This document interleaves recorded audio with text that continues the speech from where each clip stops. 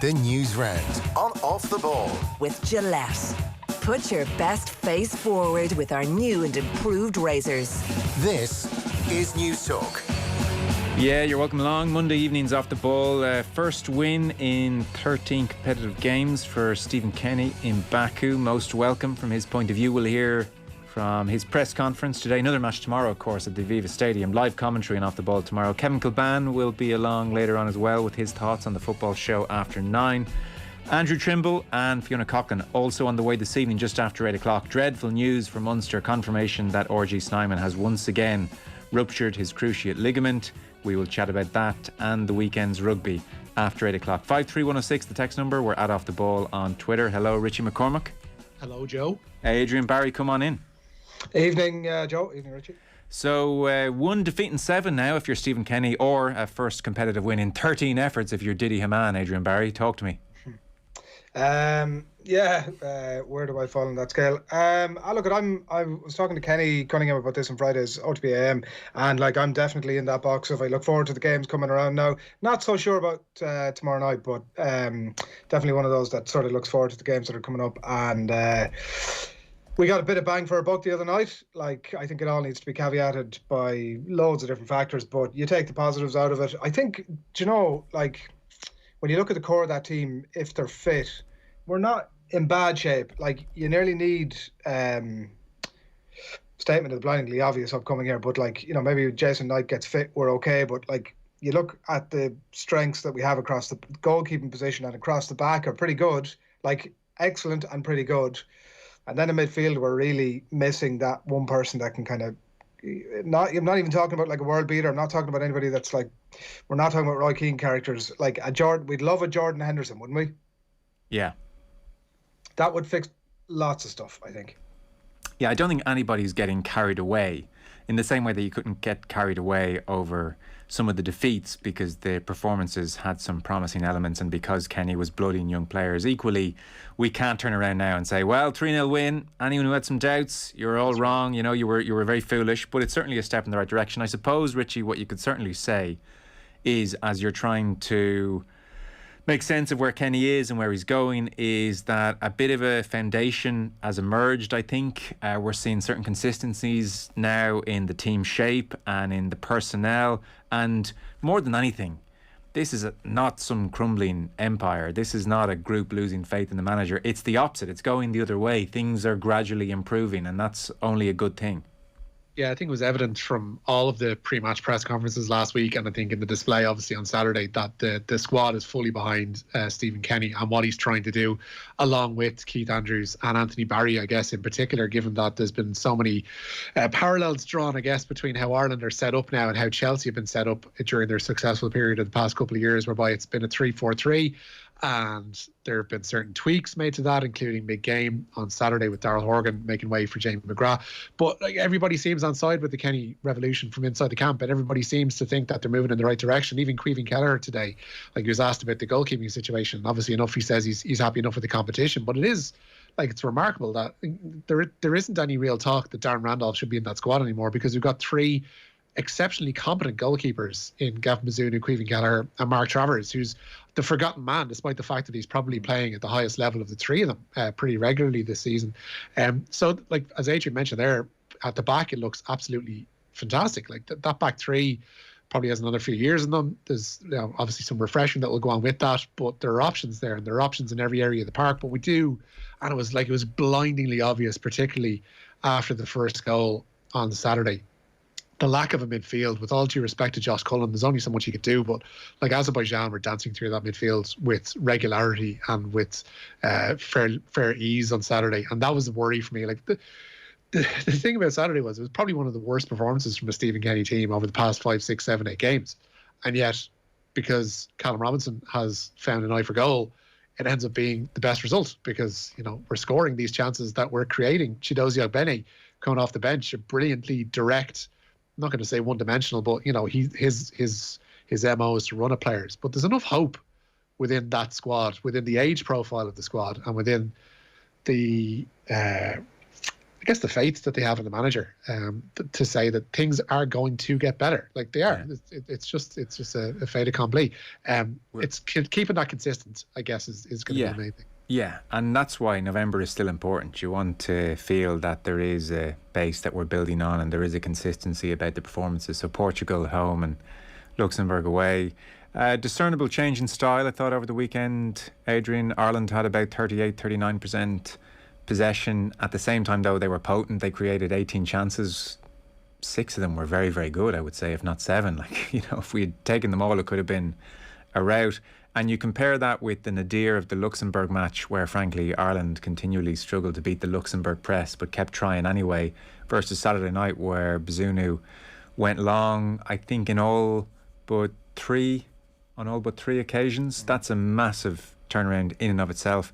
Played maybe more in the right areas, as opposed to very nice possession in your own half, which goes nowhere and the opposition are happy for you to have. So all of these things have developed in a relatively short space of time. And I do take Richie's point about the midfield, like after the first 15, 16 minutes, where Ireland were excellent, like genuinely, really, really brilliant start. There's no doubt that Azerbaijan got a strangle of the game and we couldn't really get it back for various reasons. I mean, Adamida needed to hold the ball up better. Ireland a few times sloppy.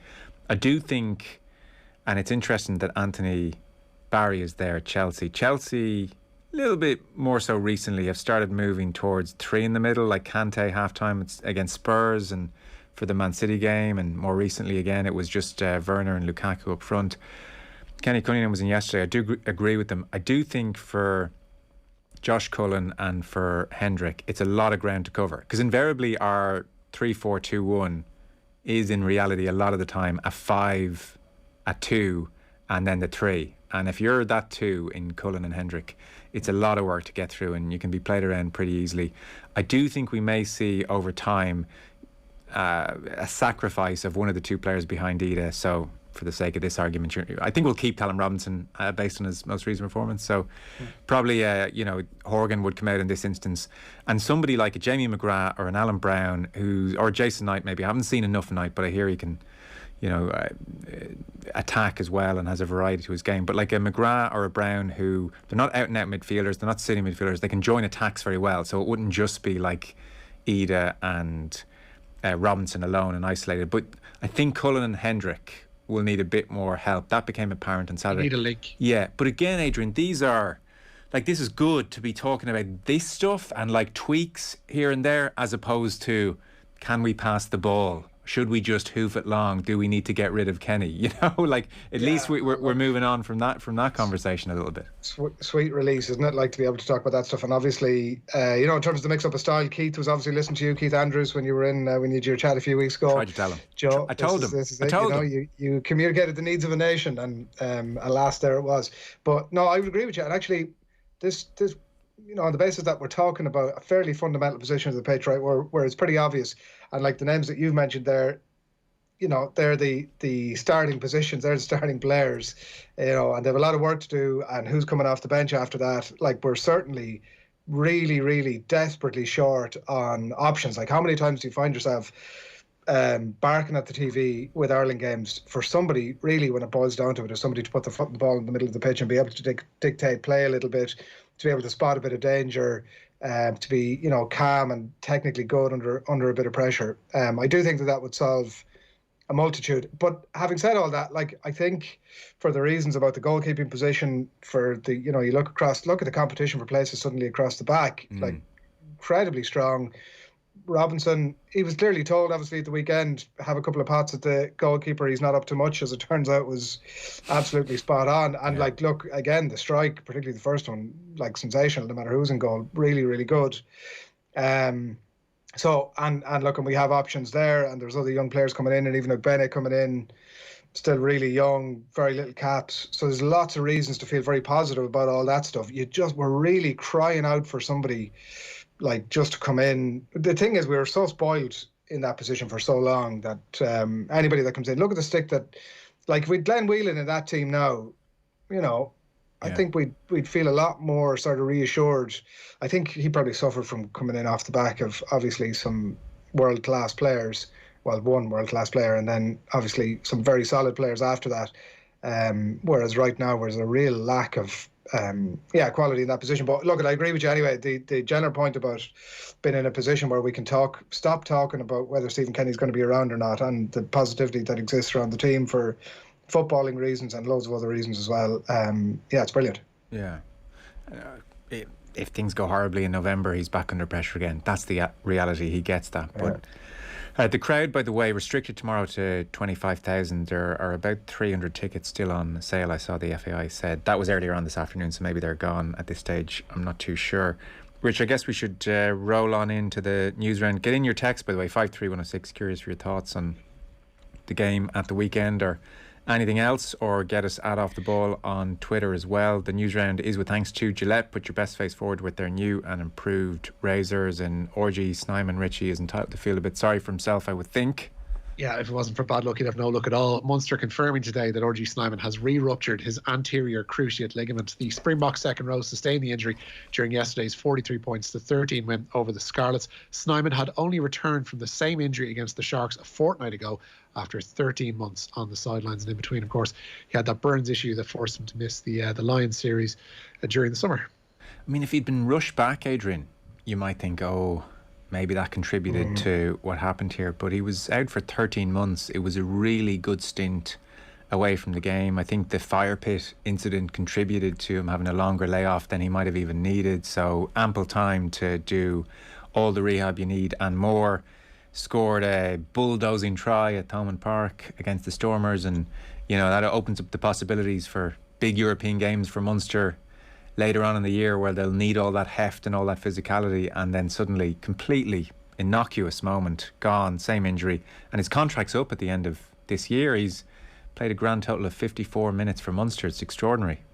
It's desperate, isn't it? Jesus, on a human level for the guy coming in, big career move, still very young. Is he 27? I think 27 next year. Yes. Still really young, and in that position as well, could have another 10 years playing.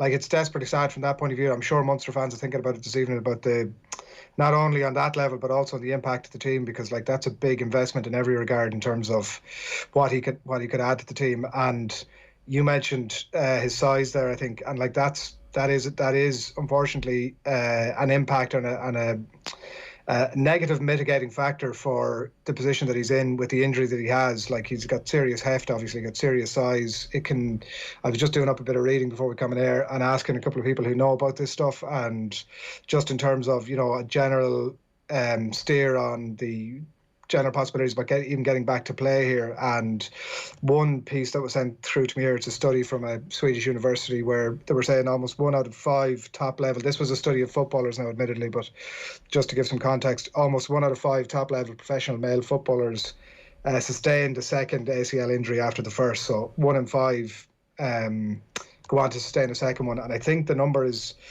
80% or thereabouts who return to play after the first cruciate, i.e. there's a big percentage that don't return to play at all.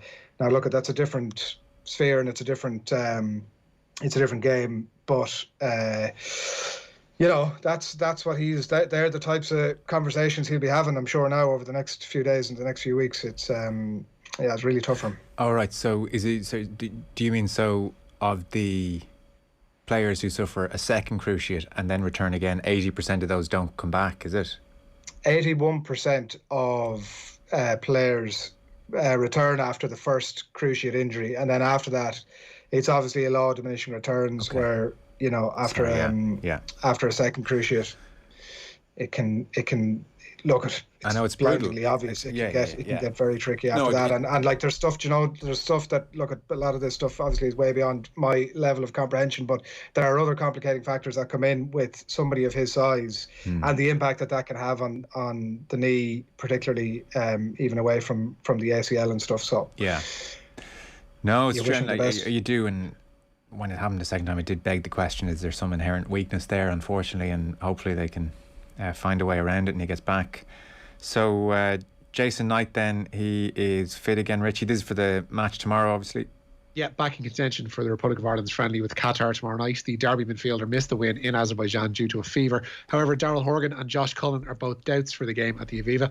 Manager Stephen Kenny has ruled out wholesale changes for tomorrow night's game, but he did confirm that Caoimhín Kelleher will make his first start for his country.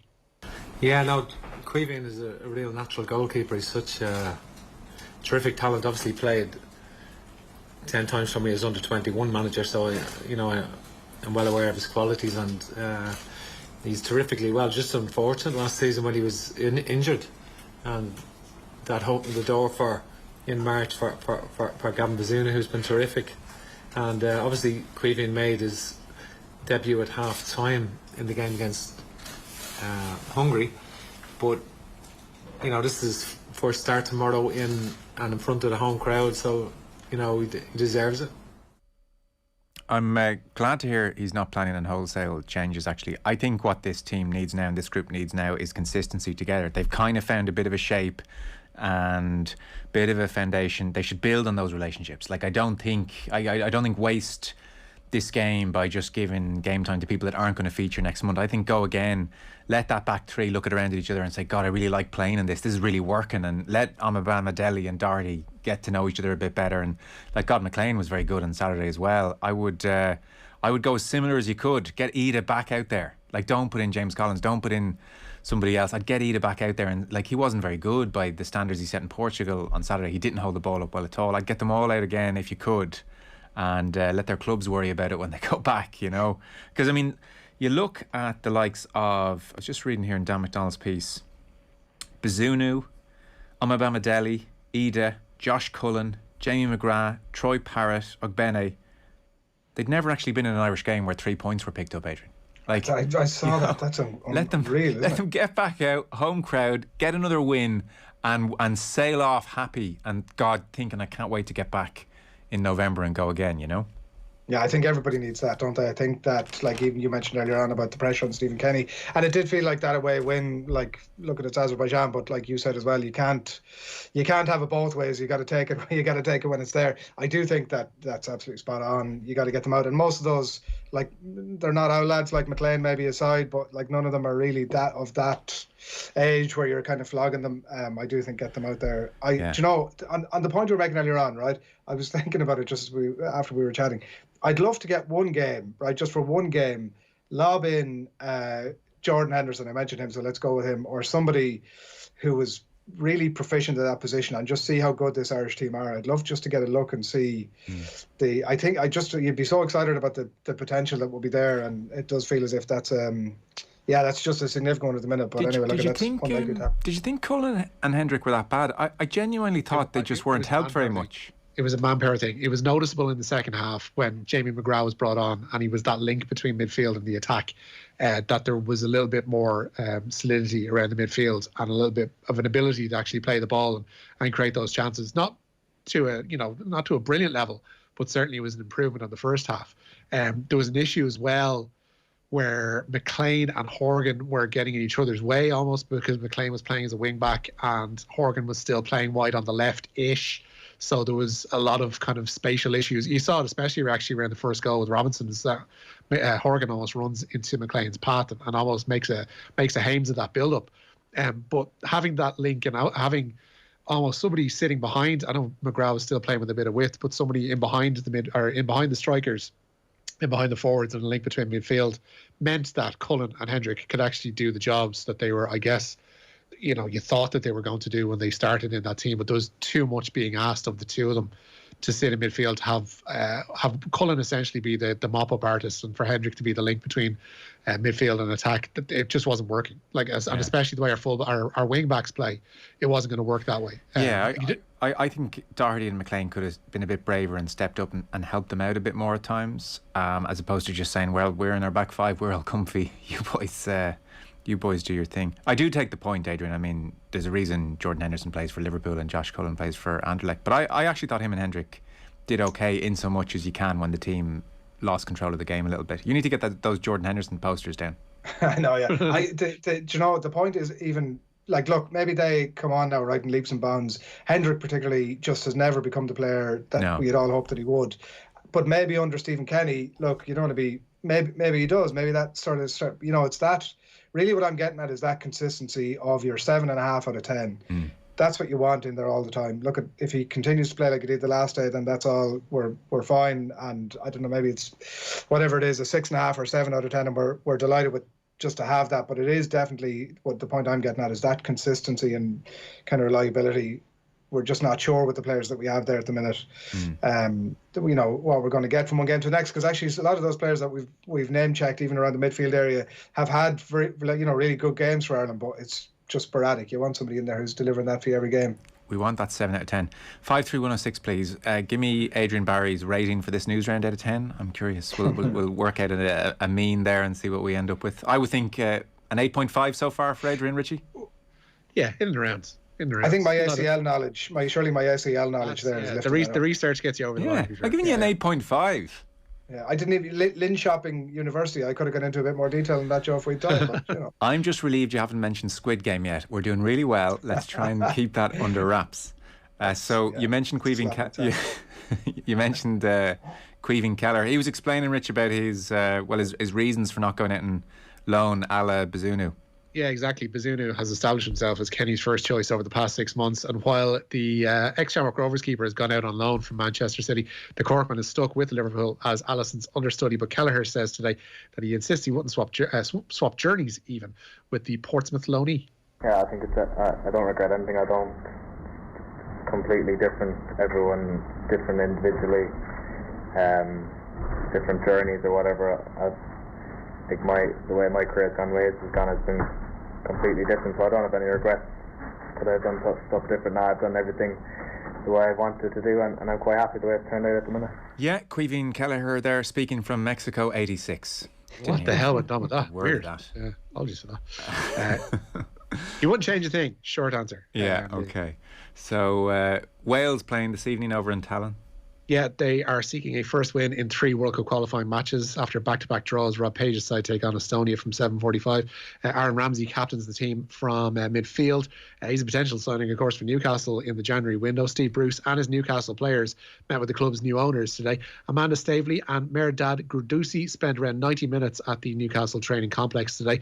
Bruce took training and is expected to be in the dugout for Sunday's Premier League game with Tottenham. New chairman Yasser Al-Rumayyan hopes to attend that game at St James's Park. Yeah, I was watching all this, Adrian, the arrival of Amanda Stavely and Gurdousi, and the body language. Everybody very keen to be over and shake hands and, laughing heartily at all their comments. Selling you. Yeah. Steve Bruce is getting, in his payoff, 9 million. Oof.